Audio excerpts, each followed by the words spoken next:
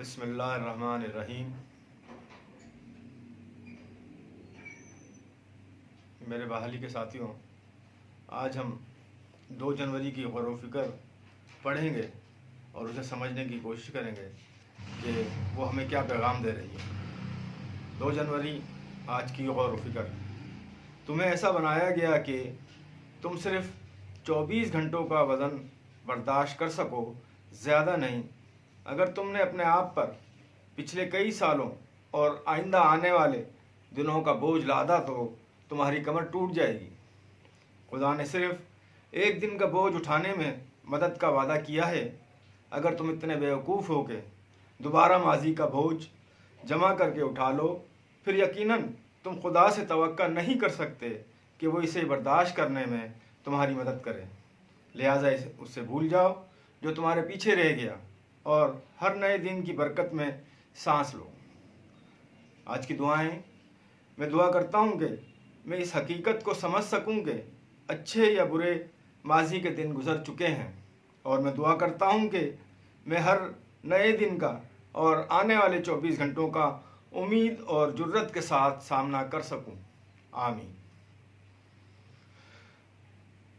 तो मेरे भाइयों, आज की गौर फिक्र जो हमें पैगाम दे रही है, उसमें सबसे पहले मुझे बताया जा रहा है कि मुझे कैसा बनाया गया। हम अपना जायज़ा लें कि हमें कैसे तख्लीक किया गया, हमें किस तरीके से 9 महीने माँ के पेट में रखा और किस तरीके से, किन ज़राए से और कौन से असबाब से मुझे खुराक पहुँचाई गई, और मेरे तख्लीकी अमल को दर्जा बदर्जा बेहतर से बेहतर करता हुआ मुझे इस दुनिया के अंदर लेके आया। मेरे तमाम एज़ा कितने बेहतरीन तरीके से बनाए गए, जिनको मैं इस्तेमाल में रहता हूँ। मुझे अल्लाह ने इन आर्गन के साथ साथ, इन एज़ा के साथ साथ दिमाग जैसी नेमत का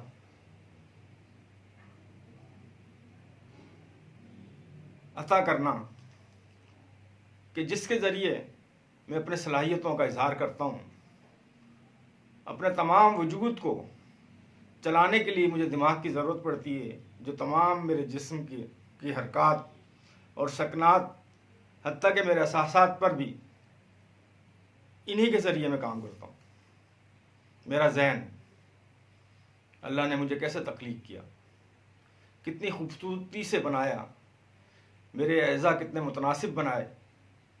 मुझे आँखें दी, मुझे नाक दी, मुझे कान दिए, मुझे ज़बान दी, मुझे दिल दिया, मुझे जिगर दिया, मुझे गुर्दे अता किए। गर्ज़ वो तमाम चीज़ें जिनकी मुझे ज़रूरत थी, बेहतरीन तरीके से अल्लाह ने मुझे अता करी। अब मैं इन तमाम चीज़ों को जो मुझे अल्लाह ने दी, जिसका कोई बदल नहीं, जिसे हम दुनिया के अंदर दोबारा हासिल नहीं कर सकते, उनको मैं कैसे इस्तेमाल कर रहा हूँ। तो मेरी बनावट अल्लाह ने तमाम मखलूक़ात से अच्छी बनाई और मुझे उन तमाम मखलूक़ात में अशरफ बनाया। यानी मैं सबसे अलग और सबसे मुमताज़ हूँ। तो आया जो मुझे एजाज़ बख्शा गया, क्या मैं उसकी कदर करता हूँ और अपने रब की शुक्रगुजारी करता हूँ, और जैसा वो मुझसे चाहता है मैं ऐसा करने की कोशिश करता हूँ। अगर मैं ऐसा करता हूँ तो मैं एक अच्छी ज़िंदगी गुजार रहा हूँ, और नहीं करता तो यकीनन मैं अपने अंदर ख़राबियाँ पैदा कर रहा हूँ। जो नेमतें अल्लाह ने मुझे अता करी, जिनकी वजह से मुझे अशरफुल मखलूक़ात का दर्जा दिया गया, ये तमाम चीज़ें मिलने के बावजूद मैंने अल्लाह की कदर नहीं करी, अल्लाह की शुक्रगुजारी नहीं करी कि उसने मुझे कितना अच्छा बनाया। अब वो चीज़ें जो अल्लाह ने मुझे दी, उसको मैं कैसे इस्तेमाल कर रहा हूँ। अगर मैं इन तमाम चीज़ों को जैसा कि अल्लाह मुझसे चाहता है मैं इस्तेमाल करता हूँ, तो मैं एक कामयाब और अच्छी ज़िंदगी गुजार सकता हूँ। हमें आज की गौर फिक्र में ये बताया जा रहा है कि हमें सिर्फ एक दिन यानी 24 घंटे के हवाले से जीने की कोशिश करनी चाहिए। हमें माजी के बोझ से छुटकारा पाना चाहिए और मुस्तकबिल का जो वज़न, जो मेरी अचीवमेंट करनी होनी है या मुझे करनी है, उनको हासिल करने के लिए एक गैर ज़रूरी वज़न मैं अपने ऊपर लाद लेता हूँ, जिसकी वजह से मेरे काम करने की सलाहियतें मुतासिर होना शुरू हो जाती। क्योंकि मैं जल्द से जल्द अपने मुस्तकबिल को सिक्योर करना चाहता हूँ, महफूज रखना चाहता हूँ, महफूज बनाना चाहता हूँ। उसके लिए मैं तगोदो कर रहा होता हूँ। मैं वो तमाम चीज़ें जिन्हें अल्लाह ने मुझे दी, मैं अपने अज़ा को, अपने दिमाग को, अपने अमाल को इसके लिए इस्तेमाल करता हूँ। तो आया देखना ये है कि अपने तमाम अज़ा को मैं अपने 6 सेंस समेत 5 सेंसों को जो अल्लाह ने मुझे दिए, मैं कैसे इस्तेमाल कर रहा हूँ। अगर मैं अल्लाह के बताए हुए तरीके पर चलते हुए अपने तमाम मामलात में, चाहे वो ज़बान से मामलात हो रहे हों, आँखें से हो रहे हों, कान से हो रहे हों, ये मेरे हाथ पैरों से हो रहे हैं या मेरे दिमाग से हो रहे हों, वो तमाम अमाल जो मैं कर रहा हूँ, आया उसके अंदर अल्लाह की रज़ा शामिल है।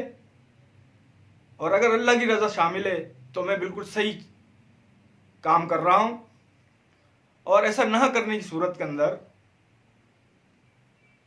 मेरे जहन पर सबसे ज़्यादा असर पड़ता है कि ऐसे मामलात, ऐसे रोज़मर्रा के मामलात जिनसे मुझे गुजरना पड़ता हो, आया मैं अल्लाह के बताए हुए तरीके और उसकी तालीमात के मुताबिक करने की कोशिश कर रहा हूँ। अगर मैं अल्लाह को नाराज़ करते हुए ऐसे फ़ायदे हासिल करने की कोशिश कर रहा हूँ जो मेरे मुस्तकबिल के लिए बहुत ज़रूरी होते हैं, लेकिन उसमें अल्लाह की नाराज़गी और अल्लाह की रज़ा शामिल नहीं होती, तो ऐसे फ़ायदे जो मैं हासिल करता हूँ अल्लाह को नाराज़ करते हुए,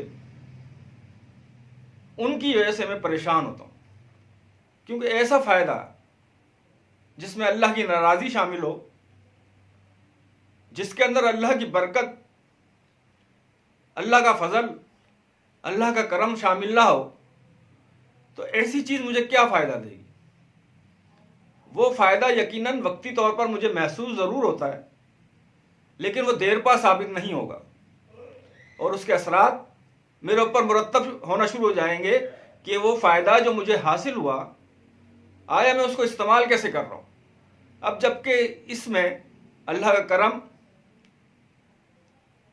अल्लाह का फजल, अल्लाह की बरकत शामिल नहीं है और अल्लाह की नाराज़गी भी इसके अंदर मौजूद है, तो मैं ऐसे फ़ायदों को कैसे अच्छे तरीके से इस्तेमाल कर सकता हूँ। और यकीनन मैं नहीं कर सकता, और मैं करने की कोशिश करता हूँ तो मेरे ऊपर एक अजीब किस्म का बोझ, जिसे 6 सेंस महसूस करती है, जिसे हम ज़मीर का भी नाम दे सकते हैं, वो हमें इस बात का एहसास दिलाती है कि हमने जो अमल किया वो यकीनन अल्लाह को नाराज़ करके किया और उसकी वजह से मुझे परेशानियों और तकालीफ का सामना करना पड़ रहा है। तो मेरे भाइयों, हमें ये देखना है कि हम जो भी काम, जो भी अमल कर रहे हैं अपने आज के दिन को गुजारने के लिए, क्या उसमें मैं अल्लाह को नाराज़ तो नहीं कर रहा। अगर मैं अल्लाह को नाराज़ नहीं कर रहा तो मैं यकीनन एक अच्छा दिन गुजार रहा हूँ। और जो अल्लाह हर चीज़ का जानने वाला, उसे यकीनन इस बात का पता है कि मैंने उसकी रज़ा को हासिल करने के लिए जो अमल किए हैं, उनके ज़रिए वो मेरे लिए आसानियाँ पैदा करता है, मेरी मुश्किलात को ख़त्म करता है, मेरे मुस्तकबिल को महफूज करता है और मुझे हमेशा हमेशा का फ़ायदा देता है। अब अल्लाह की नाराज़गी के तहत जो मैंने काम किया, उसके असरात मेरे जहन पे पड़ रहे हैं। मैं मुख्तलिफ़ किस्म की परेशानियों में गिरफ़्तार हो जाता हूँ। मैं ब्लड प्रेशर, स्ट्रेस का शिकार हो जाता हूँ। मेरे ऊपर मुख्तलिफ़ किस्म की बीमारियाँ हमलावर होती हैं। ये वो गैर ज़रूरी बोझ और वजन है जो मैंने अपने दिमाग पर डाले हुए होते हैं, जिनके अंदर अल्लाह की नाराज़गी शामिल होती है। तो मेरे सामने मुख्तलिफ किस्म की बीमारियां सामने आना शुरू होती हैं, जिसकी वजह से मेरे ऊपर इतना बोझ आ जाता है कि मैं अच्छी और बेहतर ज़िंदगी गुजार नहीं सकता।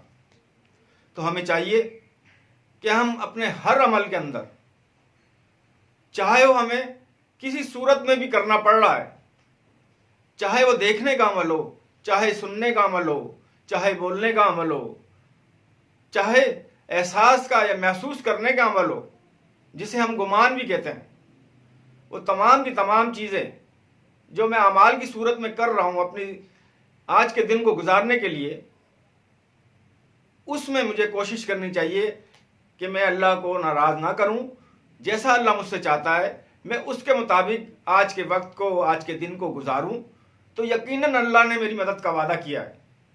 जैसे इस गौर व फिक्र में इशारा दिया जा रहा है कि अल्लाह ने बोझ उठाने में तुम्हारी मदद का वादा किया है, और यकीनन अल्लाह किसी भी इंसान की बर्दाश्त से ज़्यादा उस पर बोझ नहीं डालता।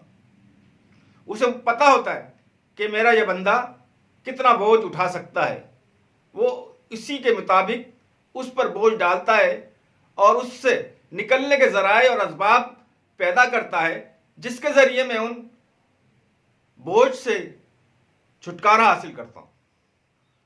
तो यकीनन मैं ये अल्लाह के बताए हुए तरीके और अल्लाह के अहकामात के मुताबिक अमल करते हुए कर सकता हूँ।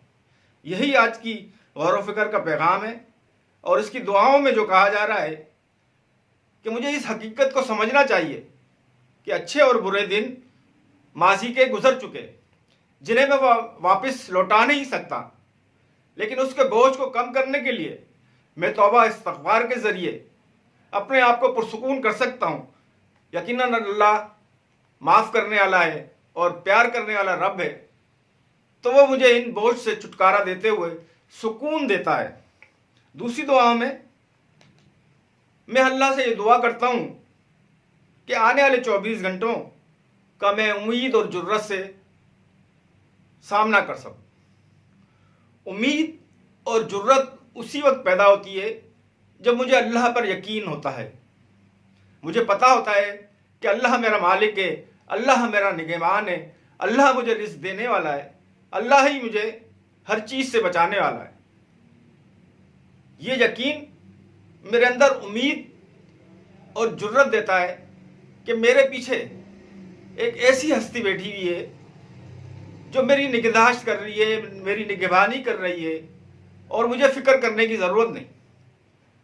बस मुझे अल्लाह के बताए हुए तरीके और अल्लाह की रज़ा हासिल करने की कोशिश करनी चाहिए।